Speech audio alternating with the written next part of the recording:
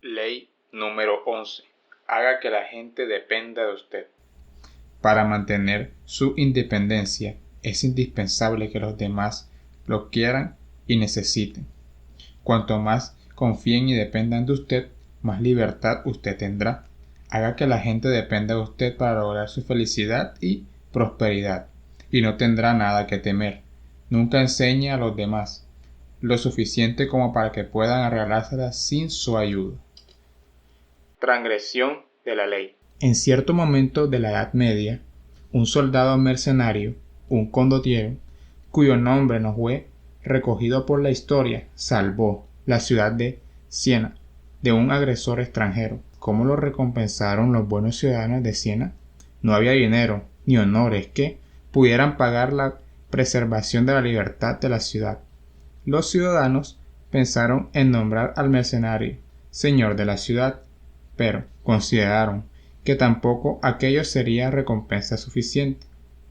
Al fin uno de los ciudadanos se presentó ante la asamblea que debatió el asunto y dijo: matémoslos, para después honrarlo como nuestro santo patrono. Y así lo hicieron. El conde de Carmanola fue uno de los más valientes y exitosos de todos los condottieri. En 1442, ya en su madurez, se hallaba al servicio de la ciudad de Venecia, que se debatía en una larga guerra con Florencia. Un buen día el conde fue llamado de regreso a Venecia. Como era un gran favorito del pueblo, lo recibieron con todo tipo de agasajos y honras. Aquella noche debía cenar con el dux en persona en el palacio de este. Sin embargo, mientras se dirigía hacia el palacio, notó que los guardias lo conducían en dirección opuesta. Al cruzar el famoso puente de los suspiros, se dio cuenta del sitio al que lo llevaban, a la cárcel. Lo condenaron por un cargo de fraguado y al día siguiente lo decapitaron en la plaza de San Marco, frente a una muchedumbre horrorizada que no conseguía comprender por qué la suerte del conde había cambiado de manera tan drástica. Interpretación. Muchos de los grandes condottieri del Renacimiento italiano sufrieron la misma suerte que el santo patrono de Siena y el conde de Carmanola. Ganaban batalla tras batalla para sus empleadores, solo para encontrarse de pronto desterrados, encarcelados o ejecutados. Ello no se debía a la ingratitud de quienes lo contrataban, sino a que había muchos otros condottieri tan capaces y valientes como ellos. Por lo tanto, eran reemplazables. No se perdía nada al ejecutarlos. Por otra parte, los más veteranos solían adquirir gran poder y exigían cada vez más dinero para sus servicios. ¿Qué mejor solución entonces que deshacerse de ellos y contratar mercenarios más jóvenes y baratos? Ese fue precisamente el destino del conde de Carmanola, que había comenzado a actuar de manera imprudente e independiente, dada por sentado su poder sin asegurarse antes de si era en realidad indispensable para su empleador. Este es el destino, aunque es de esperar que en un grado menos violento, de quienes no logran que otros dependan de ellos. Tarde o temprano aparecerá alguien que pueda hacer su tarea tan bien como ellos. Alguien más joven, más fresco, más barato y menos amenazador. Conviértase en el único que sepa hacer lo que hace y entrelace el destino de quienes lo contratan con el suyo propio, de manera tal que le resulte imposible desprenderse de usted. De lo contrario, algún día se verá obligado a cruzar su propia puente de los suspiros. Observación de la ley. Cuando Otto von Bismarck fue electo diputado ante el Parlamento prusiano en 1847, tenía 32 años de edad y carecía de aliados o amigos. Tras observar a su alrededor, decidió no aliarse con los liberales, ni con los conservadores, ni con ningún ministro en particular, y por cierto, tampoco con el pueblo. Su aliado sería el rey Federico Guillermo IV. Su elección resultó bastante extraña, ya que en aquel momento el rey se hallaba en el punto más bajo de su poder. Débil e indeciso, siempre decía a la presión de los liberales en el parlamento. Era un hombre sin carácter, que adolecía de muchas fallas que Bismarck detestaba, tanto en el plano personal como en el político. No obstante, Bismarck cortejaba a Federico Guillermo IV sin descanso, y cuando los demás representantes atacaban al rey y, a causa de sus tantas muestras de ineptitud, Bismarck era el único que lo defendía. A la larga, obtuvo su recompensa. En 1851, Bismarck fue nombrado ministro del gabinete del rey. Entonces se puso a trabajar. Una y otra vez obligaba al soberano a obrar de acuerdo con sus propios designios, como la decisión de reforzar el ejército y poner coto a los liberales. Bismarck trabajó sobre la inseguridad que sentía Federico Guillermo con respecto a su hombría, desafiándolo a ponerse firme y a gobernar con orgullo. Poco a poco logró restituir el poder del rey, hasta que la monarquía volvió a ser la fuerza máxima en Prusia. Cuando Federico Guillermo falleció en 1861, ascendió al trono su hermano Guillermo. Este sentía un profundo rechazo hacia Bismarck y no alimentaba la menor intención de conservarlo en el gabinete. Pero, por otra parte, había heredado la misma situación que había debido enfrentar su hermano: gran cantidad de enemigos que querían socavar su poder. Hasta llegó a considerar la posibilidad de abdicar, ya que consideraba que carecía de la fuerza necesaria para manejar en una situación tan precaria y peligrosa. Pero Bismarck comenzó a congraciarse con él, apoyaba al nuevo rey, le insuflaba la fuerza y le insistía para que actuara con firmeza y decisión. El monarca empezó a depender de la mano dura de Bismarck para mantener a raya a sus enemigos y, a pesar de la antipatía que le inspiraba, al poco tiempo lo nombró primer ministro. Los dos solían discutir con vehemencia acerca de los políticos que debían implementarse. Bismarck era mucho más conservador, pero Guillermo I comprendía su dependencia. Cada vez que el primer ministro amenazaba con renunciar, el rey cedía, una y otra vez, a sus exigencias. En realidad era Bismarck quien determinaba la política estatal. Años más tarde, las gestiones de Bismarck como primer ministro en Prusia condujeron a la unificación de los distintos estados alemanes en un solo país. Fue entonces cuando Bismarck instó al rey a hacerse coronar emperador de Alemania, aunque en realidad fue él quien alcanzó el pináculo del poder. Como mano derecha del emperador, canciller imperial y príncipe con título de caballero, era él quien manejaba todos los hilos del imperio. Interpretación.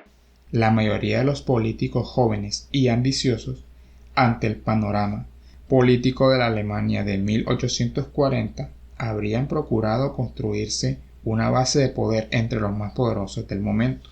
Bismarck vio las cosas de otra manera. Unir nuestras fuerzas a los poderosos puede resultar una necedad. Es posible que nos devoren o destruyan, como hizo el duque de Venecia con el conde de Carmagnola. Nadie que sea fuerte de veras va a querer depender de usted. Si usted es ambicioso, la táctica más inteligente consiste en elegir gobernantes o superiores débiles con quienes crea una relación de interdependencia. Así, usted se convertirá en la fuerza, la inteligencia, la columna vertebral de tales individuos. ¿Cuánto poder puede llegar a poseer? Si se desprendieran de usted, todo el andamiaje se derrumbaría. La necesidad gobierna al mundo. La gente rara vez actúa si no se ve obligada a ello. Si usted no se hace indispensable, será descartado a la primera oportunidad que se presente. En cambio, si comprende las leyes del poder y hace que otros dependan de usted para obtener beneficios y bienestar, si logra compensar sus debilidades con sus propios hierro y sangre, al decir Bismarck, entonces conseguirá sobrevivir a sus amos tal como lo hizo él. Disfrutará de todos los beneficios del poder, sin sufrir las espinas que conlleva ser el amo. Claves para alcanzar el poder. El máximo poder reside en lograr que los demás hagan lo que usted quiere. Cuando logra esto sin tener que forzarlos o herirlos, cuando por propia voluntad le otorgan lo que usted desea, entonces su poder es intocable. Lo más conveniente para alcanzar este poder es crear una relación de dependencia. Así el amo exigirá sus servicios. Será débil e incapaz de funcionar sin usted. Usted se ha infiltrado de manera tan profunda en todas las decisiones del amo que desprenderse de usted le acarrearía grandes dificultades, o por lo menos le significaría perder un tiempo precioso en la capacitación de un reemplazante. Una vez establecida una relación de este tipo, será usted quien lleve la voz cantante y ejercerá el control necesario para que su amo haga lo que usted desea. Es el clásico caso del hombre detrás del trono, del siervo del rey que en realidad controla al rey. Bismarck no tuvo necesidad de presionar a Federico ni a Guillermo para que hicieran lo que él quería, simplemente dejó en claro que, a no ser que obtuvieran lo que pedía, abandonaría su puesto y dejaría al rey por entero desamparado. Ambos reyes pronto bailaron al compás de la música de Bismarck. No sea uno de los tantos que, erróneamente, creen que la máxima forma del poder es la independencia. El poder implica una relación entre la gente. Usted siempre agitará a los demás como aliados, rehenes o incluso como débiles, amos que le sirvan de fachada. Un hombre por completo independiente vivirá en una cabaña en el bosque, con la libertad de ir y venir a su antojo, pero no tendrá poder. La mejor a que usted pueda aspirar es a llegar a crear en los demás una dependencia, tal que le permita disfrutar de una suerte de independencia al revés, en que la necesidad de los demás sea la base de su propia libertad. Luis XI, 1423 y 1483. El gran rey araña de Francia tenía debilidad por la astrología. Había en su corte un astrólogo, al que admiraba mucho, hasta que un día le predijo que una de las damas de la corte moriría en el lapso de 8 días. Cuando la profecía se cumplió, Luis XI se sintió aterrado, pues reflexionó que, o bien el astrólogo había asesinado a la mujer para probar la exactitud de su profecía, o era tan versado en su ciencia que sus poderes constituían una amenaza para el propio rey.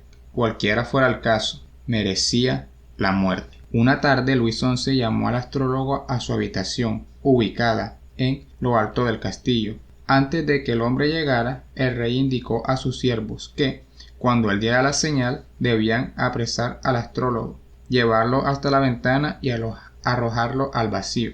El astrólogo llegó a los aposentos del rey, pero antes de dar la señal a Luis XI resolvió formularle una última pregunta. Usted afirma entender de astrología y conocer el destino de los demás, así que dígame cuál será su destino y cuánto tiempo de vida le queda. Moriré exactamente 3 días antes de su majestad, respondió el astrólogo. El rey nunca dio la señal a sus siervos, perdonó la vida del astrólogo y no solo le protegió durante toda su vida, sino que lo colmó de obsequios y lo hizo atender por los mejores médicos de la corte. El astrólogo le sobrevivió varios años, aunque con ello opacó su poder profético. Demostró su dominio del poder. Este es el modelo. Haga que otros dependan de usted. cómo deshacerse de usted podría producirse un desastre e incluso la muerte. Su amo no se atreverá a tentar el destino. Existen muchas formas de obtener una posición de esta índole.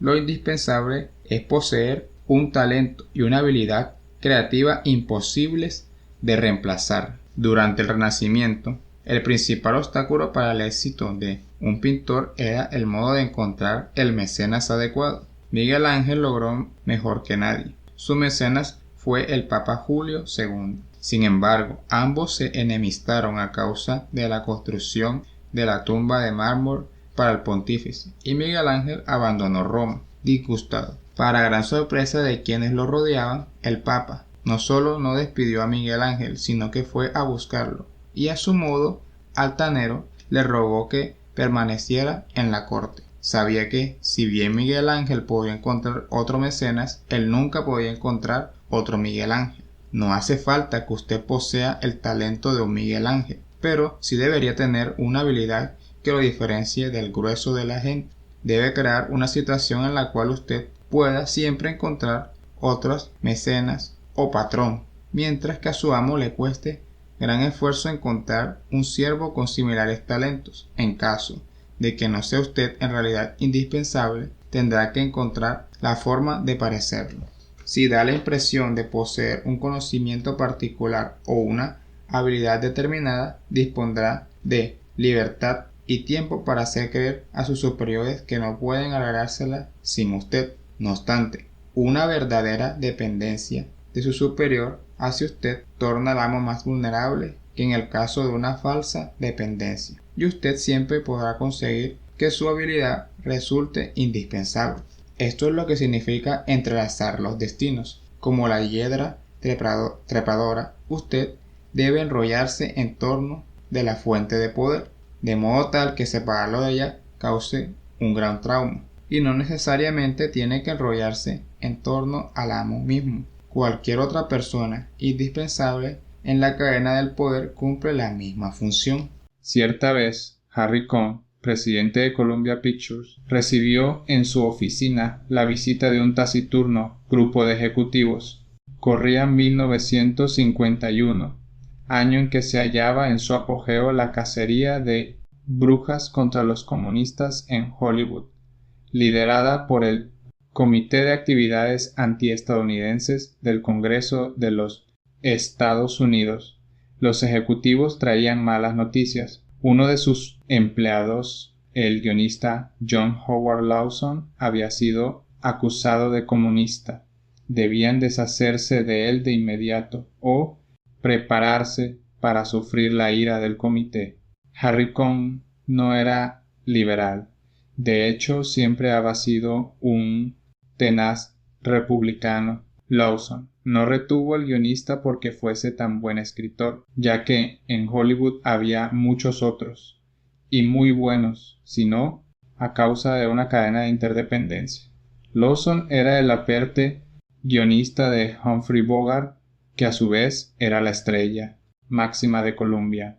Si Cohn despedía a Lawson, arruinaría una relación muy rentable, que valía mucho más que la mala publicidad que le acarreara el hecho de desafiar al comité. Henry Kissinger logró sobrevivir a las numerosas sangrías que se produjeron en la Casa Blanca durante el gobierno de Nixon, no porque fuera el mejor diplomático que Nixon pudiera hallar, pues había otros muy buenos negociadores en su equipo, ni porque los dos hombres se llevaran bien en realidad. Van muy mal. Tampoco compartían las mismas convicciones e ideas políticas. Kissinger sobrevivió porque logró involucrarse estrechamente en tantas áreas de la estructura política que desprenderse de él llevaría al caos. El poder de Miguel Ángel era intensivo, dependía de una sola habilidad, su capacidad artística. El de Kissinger era extensivo, había logrado involucrarse en tantos aspectos y áreas diferentes del gobierno, que eso constituía de por sí su carta de triunfo, al tiempo que lo ayudó a ganar muchos aliados. Si usted logra una posición semejante, deshacerse de usted puede resultar peligroso, ya que se correría el riesgo de destejer todo tipo de interdependencias. Sin embargo, la forma intensiva de poder procura mayor libertad que la extensiva, porque la seguridad de quienes la poseen no depende de un amo, en particular, ni de una posición de poder determinada. Para conseguir que los demás dependan de usted, un camino es el de la táctica de servicio secreto. Al conocer los secretos de otra gente, al tener información que otros no quisieran que se difundiera, usted sella su suerte con la de otros. Se convierte en intocable. Las autoridades máximas de los servicios secretos han mantenido sus puestos durante décadas. Pueden crear o destruir a un rey o, como en el caso de J. Edgar Hoover, a un presidente, pero dicho papel abunda tanto en incertidumbres y paranoia que el poder que brinda suele autoanularse. Uno no puede descansar en paz. ¿Y de qué sirve el poder si no le procura paz? Una última advertencia. No piense que, por depender de usted, su amo lo querrá. Por el contrario, lo más probable es que lo odie y le tema. Pero, como dijo Maquiavelo, es mejor ser temido que amado. El temor es algo que se puede controlar, mientras que el amor es incontrolable. Depender de una emoción tan sutil y cambiante como el amor o la amistad solo le generará inseguridad. Más vale que la gente dependa de usted por temor a las consecuencias de perderlo que por el placer de su compañía. Invalidación de la ley. El punto débil de hacer que otros dependan de usted reside en que, en cierta medida, usted también depende de ellos. Pero para superar esta situación implica deshacerse de sus superiores, lo cual significa arreglársela solo, sin depender de nadie. Esta es la táctica monopólica de un J.P. Morgan o un John Rockefeller, quienes liquidaron toda competencia para ejercer el control absoluto. Si usted puede arrinconar al mercado, tanto mejor. Pero no hay independencia de este tipo que no tenga su precio. Usted se ve obligado a aislarse. Los monopolios a menudo hacen implosión y se autodestruyen a causa de la presión interna.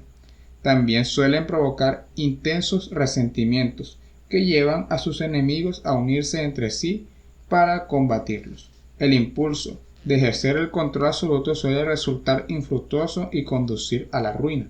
La interdependencia sigue siendo la ley de oro, mientras que la independencia es una excepción rara y a veces fatal. Lo mejor es ubicarse en una posición de dependencia mutua y luego atenerse a la ley clave, en lugar de buscar una invalidación. De esta forma, no sufrirá la terrible presión a la que están expuestos los de arriba, y su superior será en esencia su esclavo, porque él dependerá de usted.